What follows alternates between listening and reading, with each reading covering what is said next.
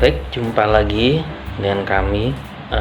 Kami akan menyampaikan terkait dengan bagaimana kita menghadapi surveillance ISO ya utamanya, seperti itu. Seringkali kita melihat audit surveillance atau audit pemeliharaan ISO sebagai beban tambahan atau momok yang mendebarkan menjelang akhir tahun.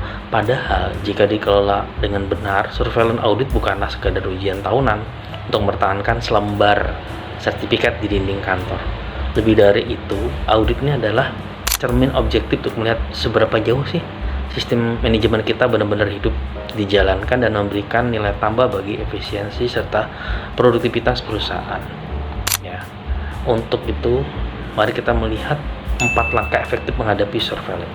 Yang pertama adalah continuous internal evaluation atau evaluasi internal yang berkelanjutan. Jangan nunggu hingga auditor eksternal datang baru kita berbenah. Jadikan internal audit dan tinjauan manajemen atau manajemen review sebagai ritual rutin yang disiplin. Ya, pastikan seluruh temuan dari audit internal sebelum ditutup di close beserta akar masalah dan tindakan pencegahannya. Jika rumah kita sudah rapi tiap hari, tamu dari badan sertifikasi manapun akan disambut dengan rasa percaya diri. Nah, langkah kedua adalah data dan evidence. Jadi kesiapan data dan bukti kerja.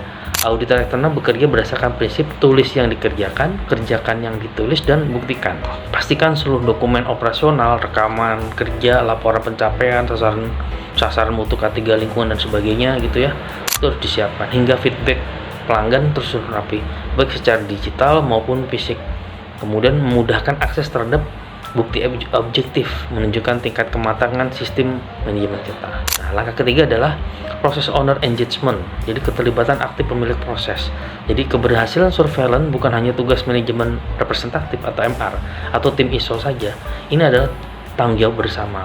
Jadi setiap proses owner harus memahami betul proses bisnis di unit kerja masing-masing, paham resiko serta mitigasi, dan mampu menjelaskan keterkaitan tugas mereka dengan kebijakan mutu atau K3 perusahaan secara lugas. Dan langkah keempat adalah open communication atau continuous improvement, komunikasi terbuka dan perbaikan berkelanjutan. Jadi saat auditor menemukan ketidaksesuaian atau non-conformance, jangan panik atau bersikap defense.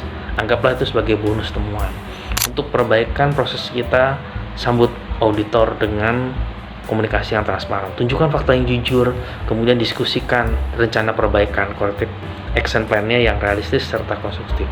Bapak Ibu sekalian, sertifikasi ISO adalah komitmen kita kepada kualitas, keselamatan, kepuasan pelanggan.